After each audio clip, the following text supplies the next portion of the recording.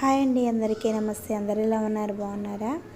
అందరికీ అయితే వినాయక చవితి శుభాకాంక్షలు అనమాట. సో నేనైతే ఈ వీడియో కొంచెం లేట్గా అయితే అప్లోడ్ చేస్తాను. అండ్ అలానే మా ఇంటి గణపైన అయితే మా మేనల్లుడు అయితే చేశాడనమాట.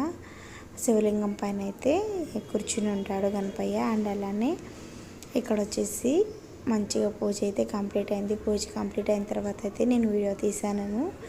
అండ్ అలానే మీరు కూడా మంచిగా సెలబ్రేట్ చేసుకున్నారో లేదో కామెంట్ చేయండి. అండ్ స్వామివారికి గుడికి అయితే తీసుకున్నాం అనమాట. సో మాకు విలేజ్లో ఇలాంటి వస్తాయి అనమాట. సో 30 రూపీస్ అయితే ఛార్జ్ చేశారు. అండ్ అలానే పాలు అయితే కొత్త తీసుకొచ్చారు మా మావయ్య గారు. దానికైతే మన పత్రికలు అండ్ తాటి ఆకులు అల్లుతాం కదా, వాటితో అయితే తోరణాలు కట్టేశారనమాట.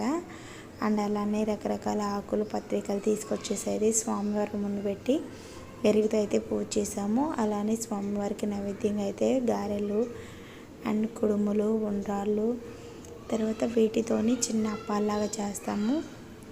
అవి కొంచెం పాలతాకలు అట్లాంటివి కూడా చేసామన్నమాట.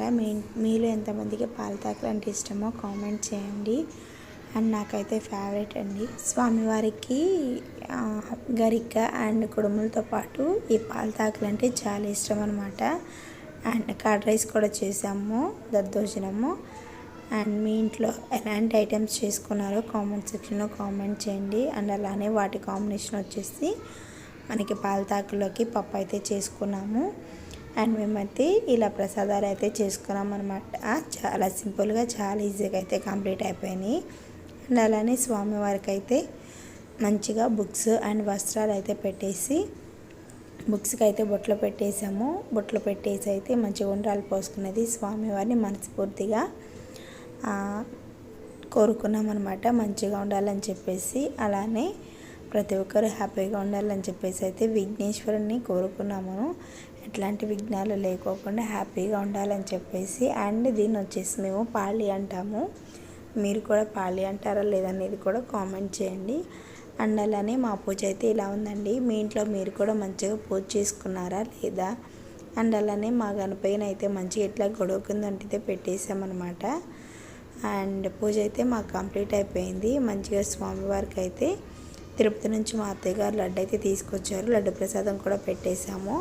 మా ప్రసాదాలు అయితే ఇలా ఉన్నాయన్నమాట. అలానే పులిహోర కూడా పెట్టాము.